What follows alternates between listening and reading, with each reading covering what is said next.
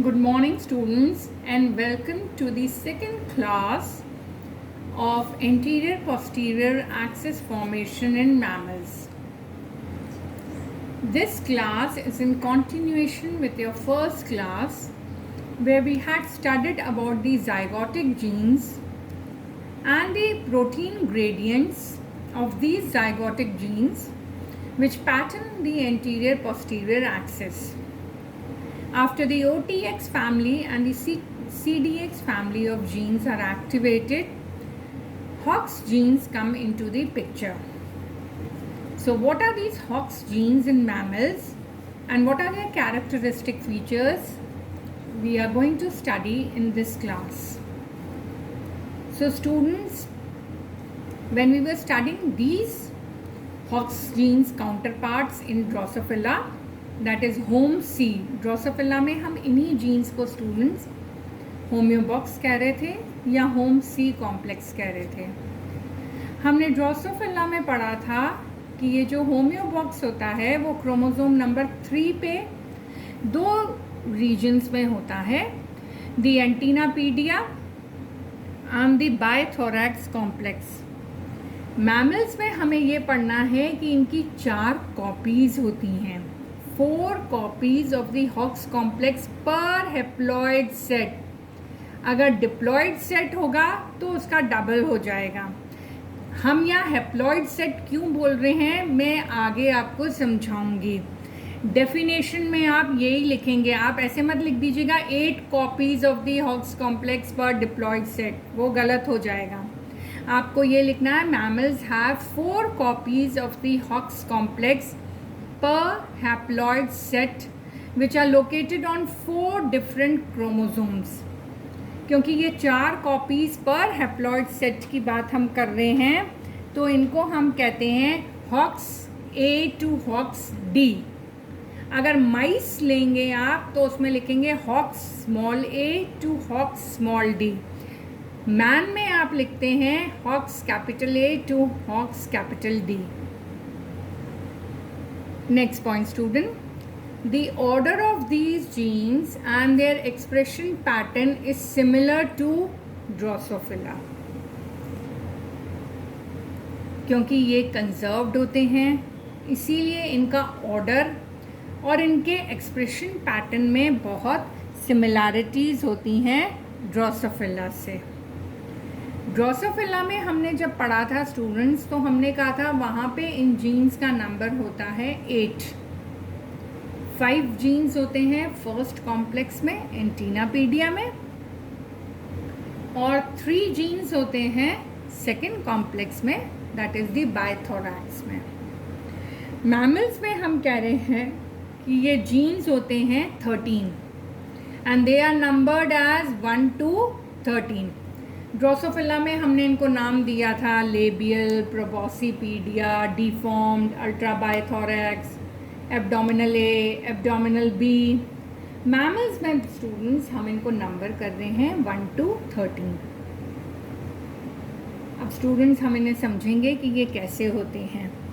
यहाँ पे मैंने 4 क्रोमोसोम्स बनाए हैं और हर एक क्रोमोसोम पे मैंने लिखा है A1, A2, A3 यानी फर्स्ट, क्योंकि हमने कहा कि हॉक्स जीन की 4 कॉपीज़ होती हैं पर हैप्लॉइड सेट.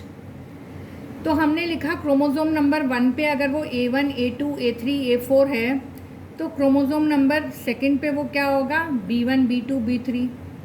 थर्ड क्रोमोसोम पे C1, फोर्थ क्रोमोसोम पे D1.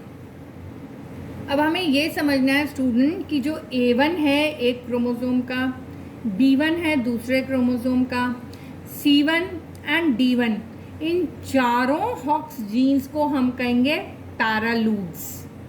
M I very clear student? ये जो 4 हॉक्स जीन्स हमने कहा A1, B1, C1, D1, ये पैरालूड्स हो गए. यानी जो फर्स्ट हॉक्स जीन है उसकी टोटल कॉपीज़ कितनी है 8. ओके अगर हम हैप्लॉइड की बात करें तो 4. अब आते हैं हम A2 जीन पर. A2 जीन की हमको कितनी कॉपीज़ दिख रही हैं A2 एंड B2. C में C2 है नहीं, D में D2 नहीं है. तो 4 तो हैप्लॉइड कॉपीज हैं ही हैं स्टूडेंट हमारे पास। हमने इसीलिए ऊपर ये मेंशन किया था कि हॉक्स जीन्स की कितनी कॉपीज होती हैं स्टूडेंट्स, 4 कॉपीज। ज़रूरी नहीं है 4 हो या 8 हो, किसी किसी में 6 कॉपीज भी हो सकती हैं। अगर मान लीजिए ए में है A7, B7, C7 और D में 7 नहीं है, तो टोटल कितनी कॉपीज हो जाएंगी स्टूडेंट्स हमारे पास? 6 कॉपीज हो जाएंगी। A, B, C, D ये मिलके कहलाते हैं पैरालूग्स। वर्ड पैरालूग पे भी क्वेश्चन आ चुका है स्टूडेंट कि what do you mean by the word paralogs in genes. अगर एक ही जीन है, वो 4 डिफरेंट कॉपीज में प्रेजेंट है ऑन 4 डिफरेंट क्रोमोसोम्स, तो उस जीन को हम कहेंगे paralogs. Okay, these are not alleles, these are genes. तो अगर हम जीन की बात कर रहे हैं कि जैसे हॉक्स जीन नंबर 1, वो अगर 4 कॉपीज में प्रेजेंट है ऑन 4 डिफरेंट क्रोमोसोम, तो हम जीन नंबर 1 को कहेंगे कि it has 4 पैरालूग्स। So by this time, I think I am very clear student कि what do you mean by the word paralog? Because students, these Hox genes are forming vertebral column. Anterior posterior axis अगर हम mammals में कहें तो क्या है students? Vertebral column. तो हमें पता है कि जो vertebral column होता है mammals में, उसमें 7 cervical, 13 thoracic, 6 lumbar, 4 sacral and different numbers of caudal vertebrae होते हैं। अगर हम इस पैटर्न को देखें तो हम कह रहे हैं यहाँ पे, क्योंकि हमें पता है कि अगर हॉक्स जीन्स या होम सी जीन्स में कोई भी म्यूटेशन होता है तो उससे क्या होता है स्टूडेंट? होमियोटिक ट्रांसफॉर्मेशन।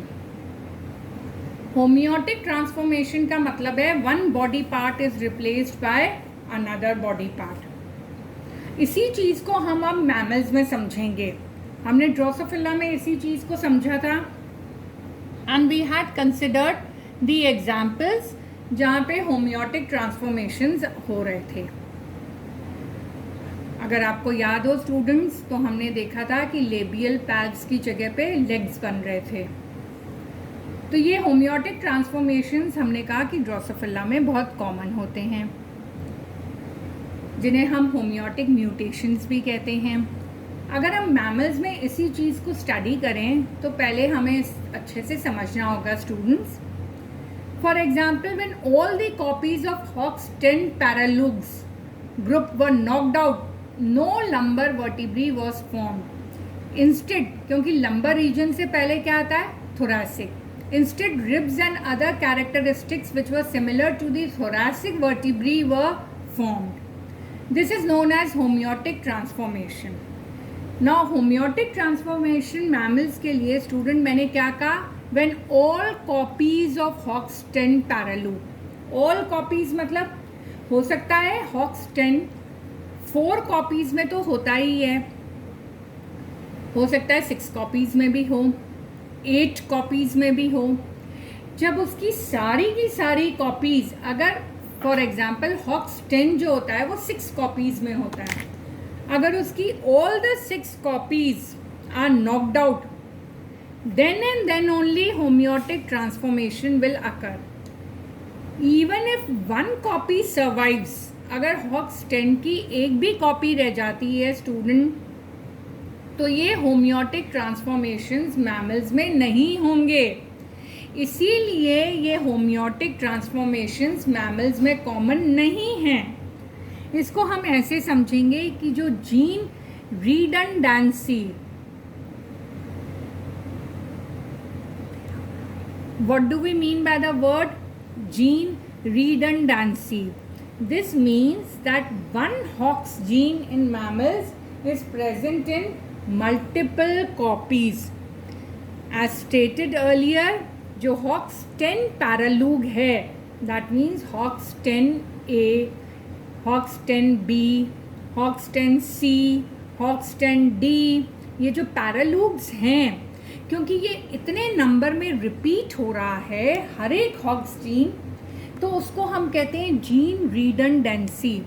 इस जीन रिडंडेंसी की वजह से मैमल्स में होमियोटिक ट्रांसफॉर्मेशन की रेट या फ्रीक्वेंसी या अक्रेंस बहुत ही कम होता है एज कंपेयर टू ड्रोसोफिला, जिसमें ये बहुत ज़्यादा होता है।